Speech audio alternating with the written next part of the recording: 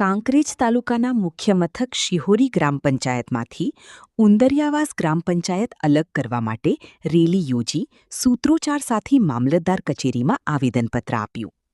જિલ્લા ભાજપ કારોબારી સભ્ય અને પૂર્વ રજિસ્ટ્રાર ગુજરાત યુનિયન પ્રમુખ લલિતસિંહ વાઘેલાની આગેવાની હેઠળ રેલીનું આયોજન કરવામાં આવ્યું હતું અને ઉંદરિયાવાસનું 650 જેટલું મતદાન છે, જેમાં વસ્તીના ધોરણે 1500 જેટલા લોકો આ ગામડીમાં વસવાટ કરે છે.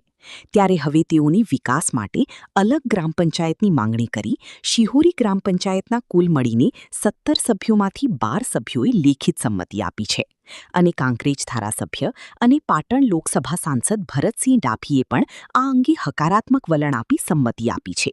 ત્યારે કાંકરેજ તાલુકા મામલતદાર ગૌતમ દરજીએ ગ્રામ અલગ કરવાની માંગણીને સરકાર સુધી પહોંચાડવા માટે ખાતરી આપી હતી.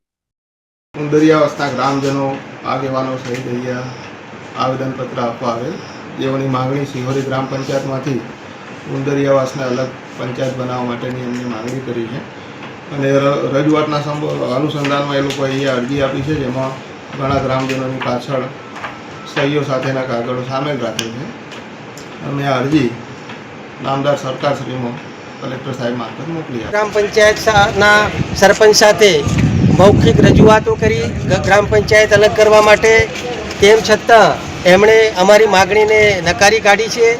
તેના પછી અમે સરપંચશ્રીને લેખિતમાં રજૂઆત કરી છે. સરપંચશ્રીને લેખિતમાં રજૂઆત કર્યા પછી તાલુકા વિકાસ અધિકારીશ્રી, જિલ્લા વિકાસ અધિકારીશ્રી અને લોકપ્રતિનિધિઓને પણ અમે આ અંગે રજૂઆત કરી છે.